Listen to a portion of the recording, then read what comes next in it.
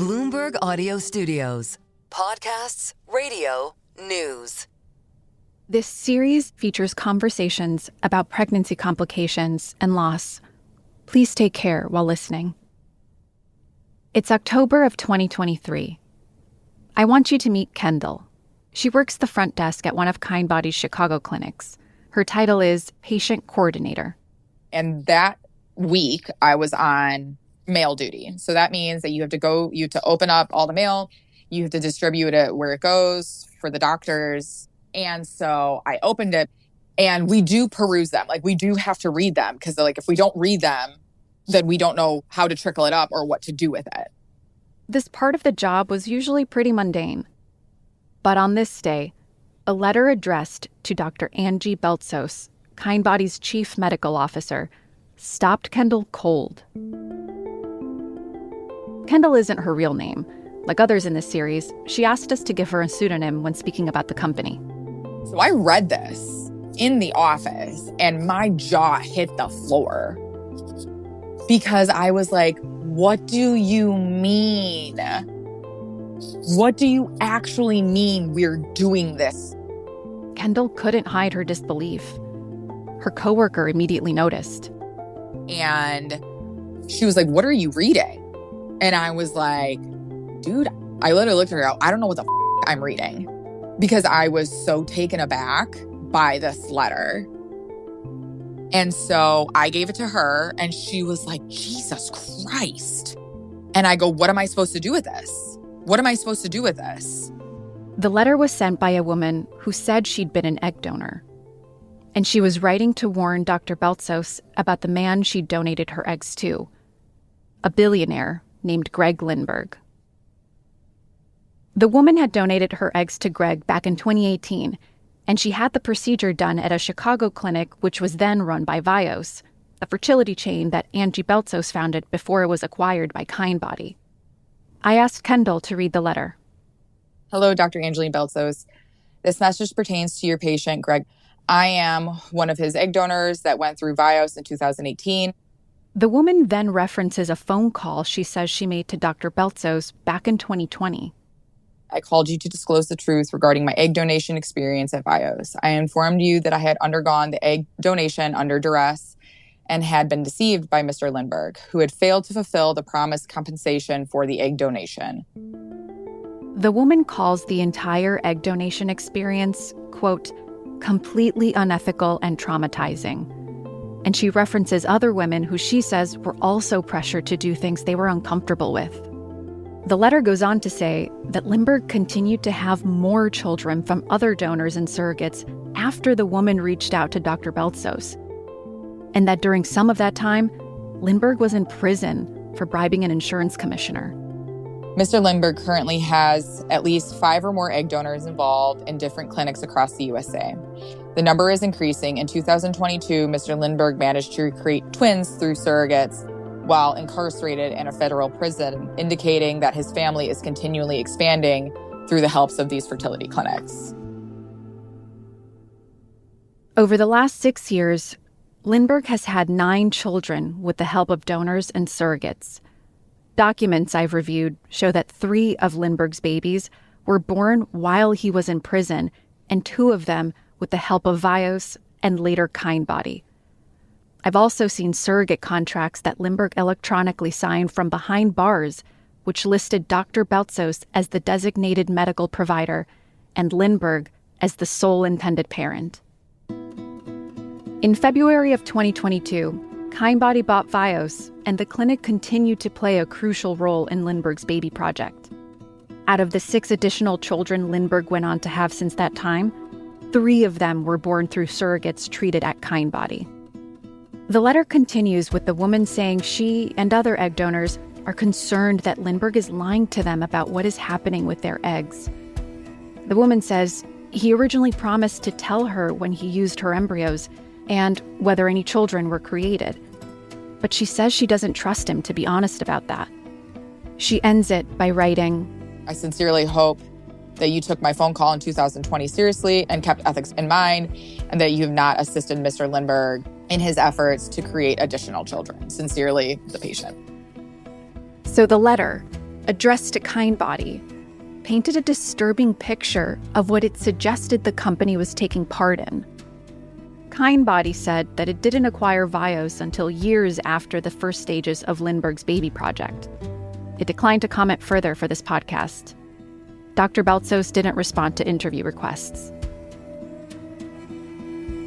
From Bloomberg and iHeart Podcasts, you're listening to IVF Disrupted, the Kindbody Story. I'm your host, Jackie Davalos. You've heard how Kindbody is a fertility chain that operates like a startup. Much of its funding came from venture capital and private equity firms. And it's pushed to expand quickly, to open more clinics, to bring in more patients, and to make more profits. Its founder, Gina Bartesi, compared the company to a rocket ship to the moon. And she once suggested to a group of employees that they would make so much money, they'd each have their own private jets. But the move fast and break things mentality is a dangerous game when you're talking about IVF and women's bodies, their embryos, and their hopes of creating a family are all on the line. In the previous episode, we heard from women who felt Kindbody pushed them into procedures they didn't need. Now, we'll hear about Kindbody burning through cash and taking on patients that other clinics were hesitant to treat. We'll be right back. Let's get back to Kendall. She's the Kindbody employee who was working the front desk in a Chicago clinic.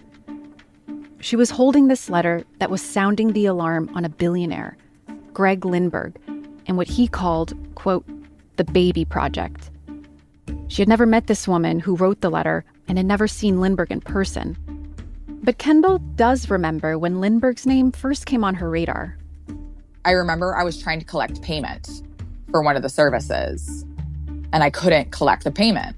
And they're like, oh, do this, this, this, this, and this. And I was like, okay, well, I did that. So I had to call my manager. And then my manager was like, oh, ha, ha, ha, ha, ha, we do it this way because he's in prison. And I was like, that is so weird. Kendall said some things were off. Lindberg's assistant coordinated appointments for egg donors and surrogates. This was widely known at the clinic. She remembered one day when one of Lindberg's surrogates checked in for an appointment. I would do my normal greet for, hi, welcome in. Can I have your first and last? And I just remember she wouldn't make eye contact with me. She kept saying everything, but she was looking down. She wasn't trying to not connect, but she wasn't trying to involve herself. And the assistant was doing a lot of the talking too. This wasn't how it usually worked. Normally, the intended parents would come with the carrier, and if the partner is available, they come. But it was just all very strange. Just strange behavior, strange how we danced around the loopholes. It was almost like everything was catered around him. Lindberg built his fortune first through his private equity firm, Eli Global, which bought businesses in a wide range of industries, medical coders, travel firms, a seller of sports collectibles. But it was buying up insurance companies that made Lindberg a billionaire. In 2020, a consulting firm pegged his net worth at as high as about $1.5 billion. Over the past several years, he's been convicted in federal court twice for bribery. And he pleaded guilty in a third case in November of 2024 for money laundering and fraud. These charges stem from a $2 billion scheme to funnel money from his insurance companies to use for his personal benefit. Right now, he's facing as much as 30 years in prison. By contrast, Lindberg's baby project didn't seem to break any laws. He made a plan to have as many as 50 children through a web of egg donors and surrogates. I pieced this together by reviewing thousands of pages of company documents, legal, medical, and financial records. I also conducted dozens of interviews with Lindberg's former employees, clinic workers, ex-girlfriends, egg donors, and surrogates. Lindberg sent egg donors to clinics in California, Illinois, Nevada, and Barbados. But the majority of his donors and surrogates, at least 11, received treatment at the clinic in Chicago that was run by Vios and then Kindbody. A clinic in Los Angeles, not related to Kindbody, also did a lot of fertility procedures on Lindberg's behalf. I wrote about this baby project in a story with my colleague Sophie Alexander that was published last year in Bloomberg Businessweek.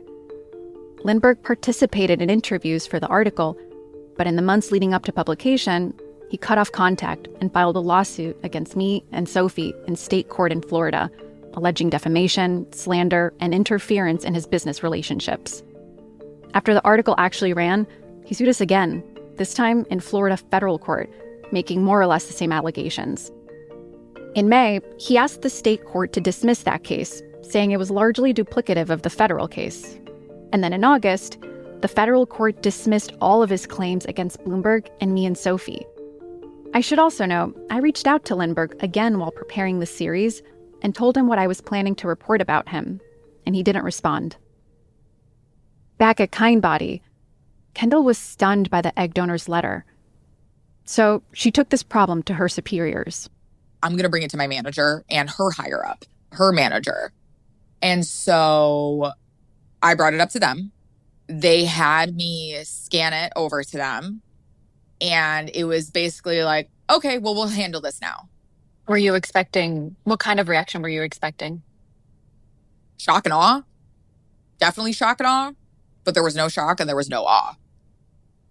Like, it was just like another day run of the mill for them. They were just like, oh, yeah, totally. And I was like, this is huge.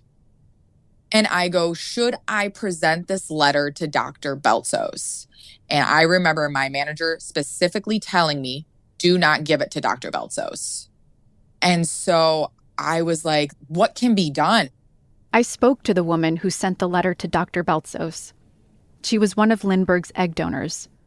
She didn't want to be recorded for this podcast for fear of retribution. But she told me that when she spoke with Dr. Beltsos in 2020, the doctor suggested she should watch YouTube meditation videos and relax. I reached out to Dr. Beltsos last year before my investigation was published, and again for this podcast.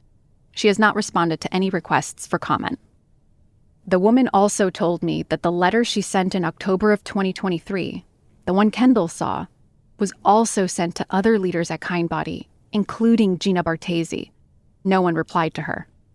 Gina Bartesi declined to comment for this series.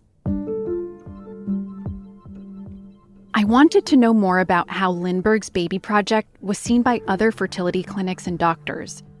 In the course of my reporting, I learned that Lindberg had actually been denied treatment at another fertility clinic. It happened when he first embarked on this quest, in 2018. He went to Duke Fertility Center. Lindberg was upfront about what he was doing. He wanted to have 4 surrogates pregnant at the same time. He told the doctor at Duke that he had already arranged for a woman to be paid $1.5 million to donate her eggs, and one of his assistants would carry the first baby. According to 3 people who were involved in the baby project at this time, the doctor refused to treat him. They said she was troubled by what she heard. But I wanted to know why. She wouldn't talk to me, so I interviewed more than 24 doctors, embryologists, and psychologists. I wanted to understand what a fertility clinic is supposed to do when something like this comes up. There are some enforceable guardrails on who can donate eggs. The FDA requires fertility clinics to collect a donor's medical history and test for infectious diseases. The rest is left up to the American Society for Reproductive Medicine, or ASRM. It's an industry group for fertility clinics. They craft guidelines on what to do or not to do for themselves. So essentially, they're self-policing. And these are just guidelines, suggestions really, not hard and fast rules. For example, they strongly recommend that the egg donor undergoes an extensive psychological evaluation, which probes into everything from work history, financial stability, and a history of mental illness. Experts say a proper evaluation can take anywhere from an hour to several sessions, and it should take longer if the donor knows who she's donating to. One of the goals is to see if she's being pressured into donating. Dr. Julianne Zweifel is a psychologist specializing in reproductive health at the University of Wisconsin. I met her last year at the fertility industry's biggest annual gathering. Dr. Zweifel served on the ethics committee at ASRM for 6 years, so she's seen her fair share of complicated cases. She said that when she counsels her patients, she's trying to gauge whether the woman donating her eggs is making a well-informed decision. One of the big things you're also trying to make sure isn't going on is a level of coercion, either overt or assumed. But that doesn't mean you really want to do it. But are you in a position where you can say no? If somebody can't say no, it doesn't really feel like a free choice any longer. There isn't a cap on how much egg donors can be paid for their eggs. Most donors are paid somewhere between $8,000 and $25,000. Lindberg was paying his donors as much as $1.5 million. Doctors I spoke to said this would be a major red flag because for some donors, that amount of money is kind of impossible to pass up. Another thing that Lindberg wanted to do was to have multiple women pregnant at the same time. Dr. Zweifel said this should have also raised concerns. She stressed that a doctor's responsibility is to all of the patients, the donor and the surrogate and the intended parent, not just the one paying the clinic fees. A surrogate's needs need to be carefully considered too, because the process of carrying someone else's child isn't just physically taxing, it can also be emotionally complicated.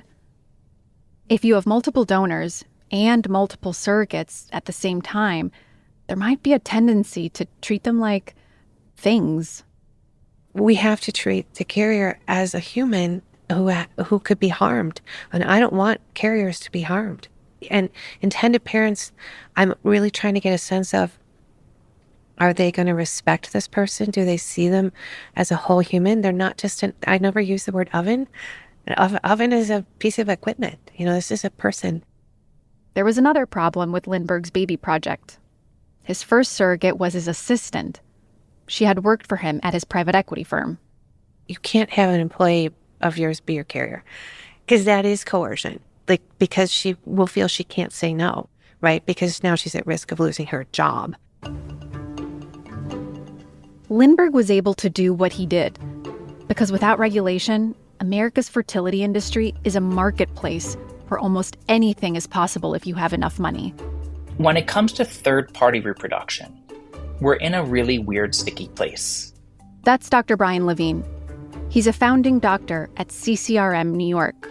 It's part of a big chain of fertility clinics that is owned by private equity.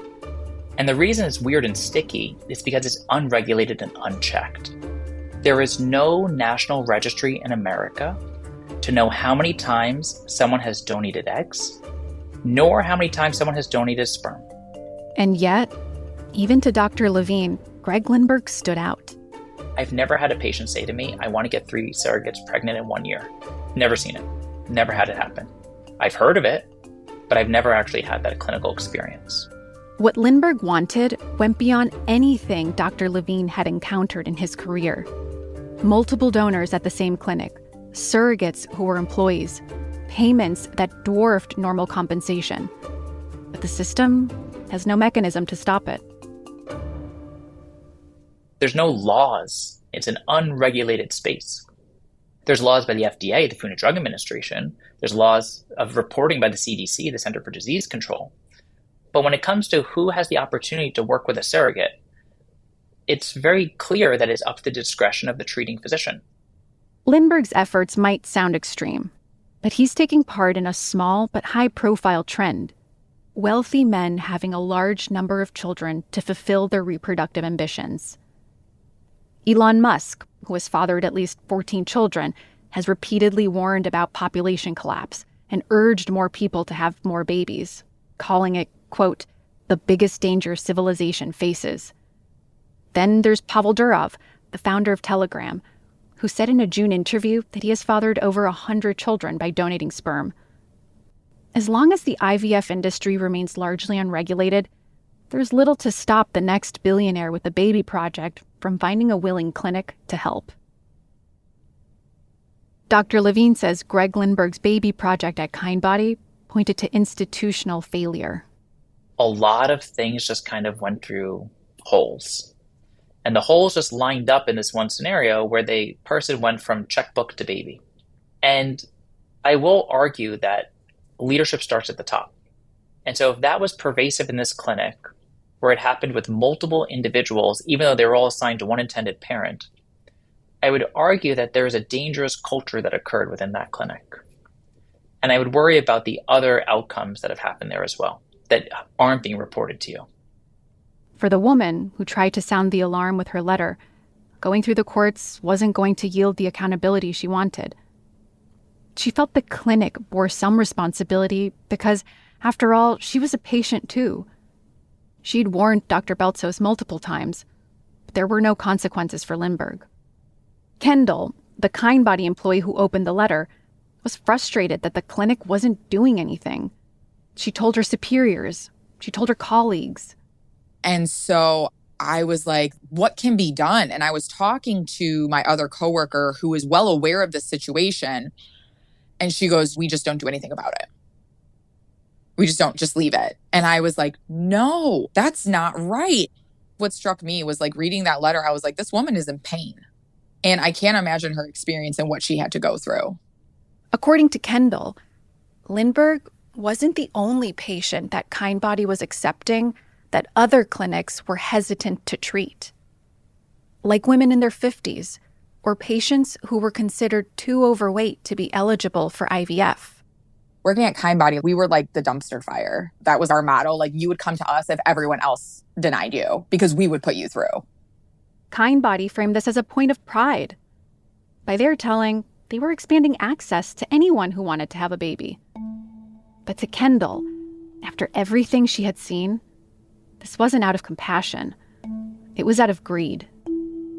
I just saw over and over and over again them pushing through these geriatric patients that were not getting the results. And then every single time they'd just change protocol to say, oh, next time it will be it. But then you have some patients that are going through 21 rounds, being older. And they're just told, oh, next time. But no one's having the real conversation and being transparent with these patients. There was women in their 50s and men in their 70s. At this age, the chances of getting pregnant are lower. So these older patients often ended up spending more money on IVF than people in their 30s and 40s. There was so much that fell in between the cracks. Because again, it was kind of like, get them in, retrieve, transplant, get them out. Like that was it. And I do think a lot of it got lost in between, just because so many people are coming in, but we're not looking at, we're not keeping the morality compass in mind. Like, I do think a lot of times morals were thrown out and just the price tag was what was making the doctors keep going. I do have people in my life that were looking into fertility. I said, do not go to Kindbody. So this is the thorny situation that the IVF industry finds itself in. In this series, you've heard from many patients who feel they've been harmed and disillusioned employees who think that Kindbody and the larger industry should do better. They're begging for improvements. But does the industry have the will to change? By 2024, Kindbody was in a full financial crisis. They'd burned through investor money and they'd failed to secure another funding round. The company that was once valued at $1.8 billion was running on fumes. Gina Bartesi hadn't been CEO for 2 years, but in June of 2024, she took over the job again. The company billed it as a move to steer Kindbody during a time of unprecedented growth. But that same summer, Kindbody abruptly started closing clinics. One of the first to close was in Crest Hill, Illinois, not far from where Kendall worked in Chicago. So they told us Crest Hill was closing. And I was like, oh, okay, so we're going to have transfer time. It's closing, but they were saying that they were going to phase things out. And the next day I came in and it was like, oh no, Crest Hill's closed. And I was like, wait, what do you mean? Patients were losing their minds.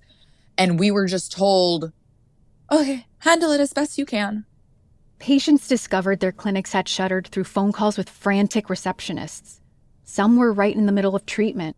They had retrievals scheduled. and their bodies were flooded with thousands of dollars worth of fertility drugs.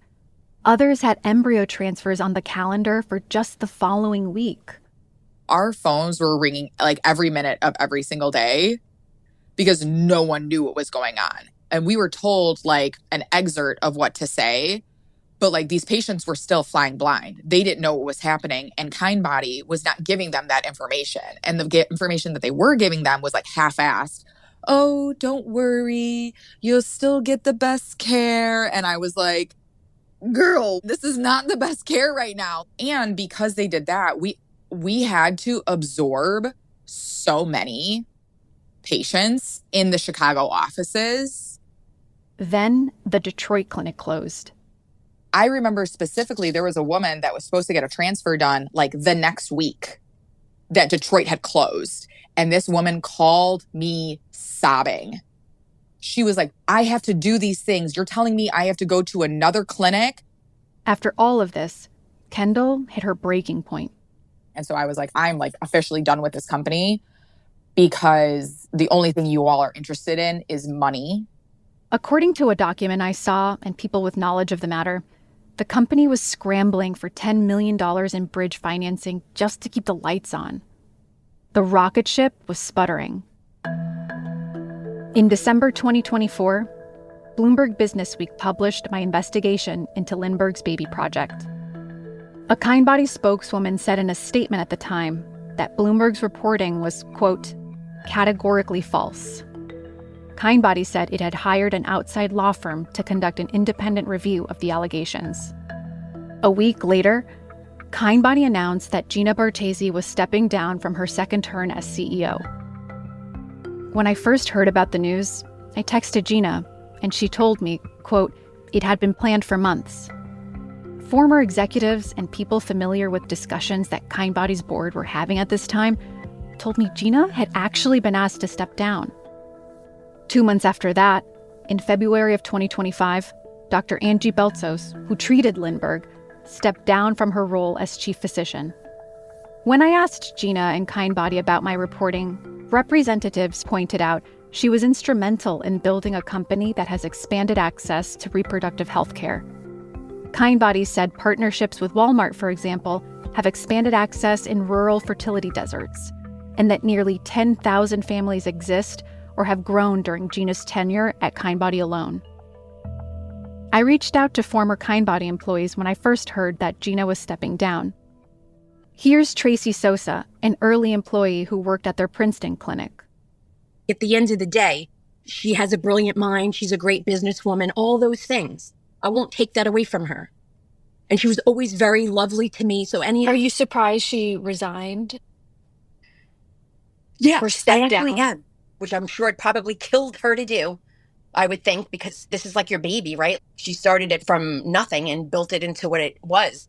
Dozens of people I talked to who worked at Kindbody said that at some point, the company lost its way, that it strayed from its original mission. Tracy was dismayed by what my reporting on Lindberg and his baby project had revealed. When you posted that story about the millionaire, I sent it to my family. I was like, literally, like, has no bottom. Like, I'm seething when I can't believe it. How do you go that far and then continue to go and double down? Now, where are all those kids? Honestly, where are all those babies? And who has them? Are their mothers okay? But as long as the clinic's making money, though. You see what I'm saying? Like, that's crazy and scary. I asked Kindbody about its internal review of the allegations related to Greg Lindberg. The company declined to say what it found. Kindbody continues to operate, though in a diminished form.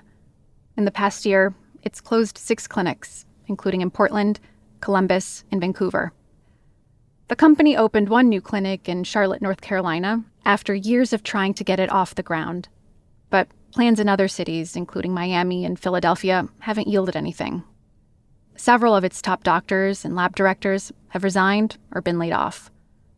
The chief financial officer, who had been serving as co-CEO after Gina's departure, left the company in the spring, along with the chief technology officer.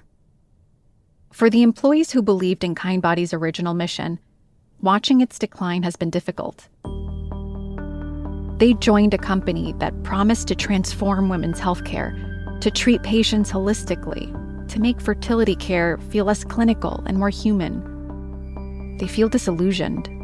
Don't get me into there in this cheerleading, pom-pom, women empowerment. It's going to be a great aesthetic. It's going to have the holistic aspect.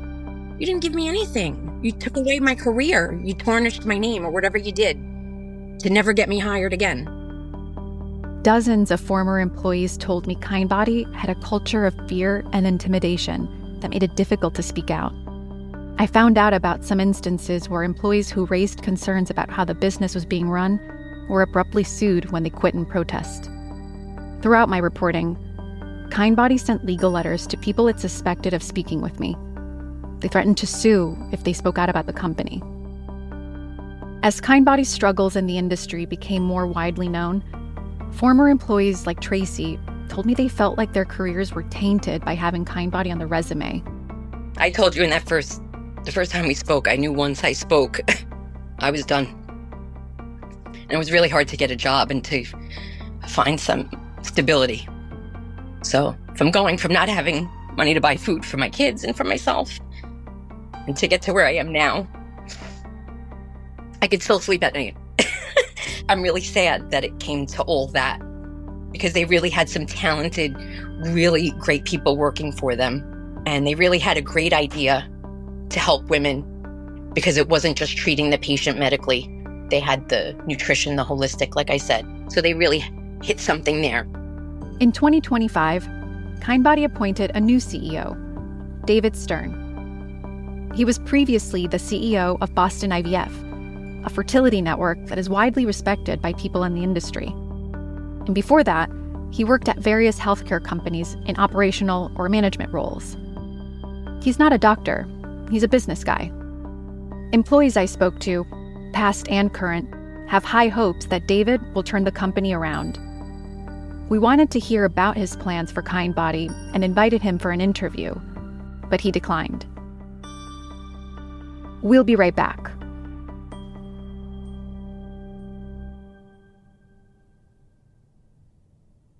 David Stern's appointment signals that Kindbody is trying to turn things around. But the problems I've uncovered at this company are symptoms of something much bigger. Over the past 2.5 years of reporting, I kept coming back to the same question. How did we get here? How did an industry that creates life, that fulfills people's deepest dreams of having children, become a place where embryos get mislabeled, where billionaires can essentially buy babies, and where patients feel like they're being upsold rather than cared for? The answer lies in a fundamental tension at the heart of American fertility care. On the one side, you have the miracle of modern medicine, the ability to help people have children who otherwise couldn't. On the other side, you have an industry that operates with virtually no oversight, where market forces reign supreme, and where patients often have no way to distinguish between good clinics and bad ones. This lack of transparency affects everyone who walks through a fertility clinic's doors. Patients are essentially flying blind. I spoke to Adam Wolf about this lack of transparency. He's a lawyer who specializes in fertility litigation. The vast majority of the errors are unknown by the public. They are probably unknown by the patients themselves. People aren't told that there are errors, and in fact, maybe even the fertility clinic doesn't know there are errors. The instances that we know of where the wrong embryo was transferred to somebody because that embryo belonged to another couple, how do we know about that? It's because the child is of a different race than the couple. So how many times has that happened, but we're unaware of it because the child is of the race that the couple expected? Adam has represented some very high-profile embryo mix-ups over the years. It's given him a deep sense of the disconnect between how clinics present themselves and what's actually going on in the lab. The reason we don't know the true scope of errors in fertility clinics comes down to two things. First, there's no requirement for clinics to track or report their mistakes. Unlike hospitals, which must report certain adverse events, or airlines, which must report near misses, fertility clinics can keep their errors secret. Second, when patients do discover mistakes and hire lawyers like Adam, those cases rarely see the inside of a courtroom. They're settled quietly with non-disclosure agreements that ensure the details never become public. The clinic writes a check, the patient signs away their right to speak about what happened, and the error effectively disappears. No other patients will ever know. No regulator will investigate. The clinic can keep advertising its success rates as if nothing ever went wrong. So when you go into a fertility clinic in the United States, that lobby is beautiful. I mean, it looks like you are in a Four Seasons hotel. And you go behind the door that leads into a laboratory, and all of a sudden, I mean, you've entered into an entirely different space where there can be canisters knocked over, clothes on the ground, it can be dirty, and you go from the Four Seasons lobby to the back of a restaurant. Adam was speaking about IVF clinics generally there. He declined to say whether he had cases involving Kindbody. Adam is one of the few voices clamoring for more oversight in the fertility industry. When I reached out to doctors, embryologists, and other experts in the field, some people agreed. But I also found that many, many people wouldn't broach the subject of regulation with me at all, because they were afraid that even the mention of government oversight might tangle the fertility industry up in abortion politics. They're afraid of getting regulated out of existence. Since Roe v. Wade was overturned in 2022, Republicans have introduced a wave of fetal personhood bills in state legislatures around the country that would give fetuses, and sometimes embryos, legal rights. And in February of 2024, the Alabama Supreme Court sided with couples who sued an IVF clinic after some of their embryos were accidentally destroyed. They sued for wrongful death and negligence, and the court sided with them, ruling that frozen embryos are unborn children.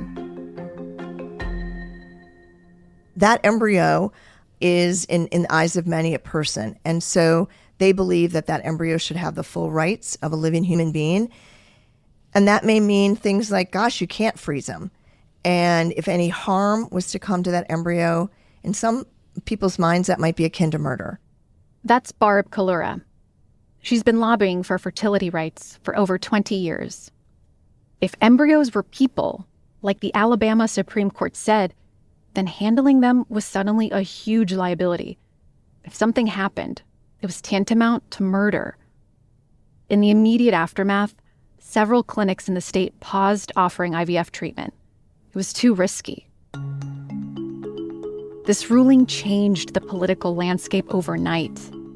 Politicians who'd never mentioned fertility treatment suddenly had to take positions. This newfound political attention came with consequences. Anti-abortion groups turned their attention to IVF, flooding Capitol Hill with policy proposals. What we see is policy recommendations that are called health and safety. And they're not about health and safety. They're really about restricting access to IVF. And when we look at those policy proposals, they don't look like they're good for patients. It has nothing to do with making it safer, has nothing to do with making it more accessible, or even improving the outcomes. This is a tricky situation. Barb and many people in the fertility field I've spoken to fear any new rules around IVF. Because keep in mind, Barb has worked for 2 decades to ensure access to IVF and to push for insurance coverage. All of a sudden, she's having to fight anti-abortion activists. But then, what about all I've been reporting on in this series?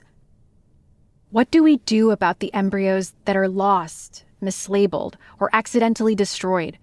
Or about women who feel pushed into unnecessary procedures? Or about something like Lindberg's baby project? Is there a way to introduce some protections for a patient who walks through the door? And so regulation could be a code word for restriction. We have to look at every attempt at that, But what I am focused on are those attempts where it is to restrict and not help patients. So that's the tension in a nutshell. In the current political climate, any attempt at regulation risks being weaponized by those who want to eliminate IVF entirely. The industry is at a stalemate. I would say that in healthcare, behavior change happens for 3 reasons. 1, it's regulation, so they're told they have to. 2, it's financial incentives. They make more if they do it. Or 3, it's patient demand. Patients demand it and require it. There is no government regulation or self-regulation. There are no incentives to do it. If they spend money to upgrade, they are losing money, so there is financial disincentive, and patients don't know. So they are asking about it and making decisions about it. That's Lindsay Beck. She's a patient advocate, and she's passionate about this work. When she was 22, she was diagnosed with a rare tongue cancer. She had her eggs frozen back in the 90s, when egg freezing was rare. It preserved her ability to have a family, and since that experience, she spent decades trying to navigate this tension between access and safety standards in IVF for other families. Women want reproductive autonomy, and investors want growth. But then there are some times when it's misaligned. She points to one easy fix: digital tracking of sperm, eggs, and embryos. She's also a firm believer in mandating that clinics report errors. Yes, no one wants them. No one wants more government reporting. No one wants to have to report errors. No one wants patients to know these numbers because it's scary. Lindsay is a bit of an outlier in the industry. You don't often hear someone who is actively working in fertility calling for change. The demand for fertility services isn't slowing down. According to the latest data from the CDC, the number of IVF cycles performed in the United States has more than doubled over the past decade, with more than 400,000 cycles performed annually. And that number is expected to keep climbing. Meanwhile, private equity and venture capital firms continue to pour money into the fertility sector. Industry reports show that fertility startups raised over $800 million in funding in 2023 alone, with major chains being consolidated under private equity ownership. Today, more than 40% of IVF cycles in the United States are performed at a clinic owned by private equity, and that percentage keeps growing. And, for the time being, there are no guardrails on the fertility industry.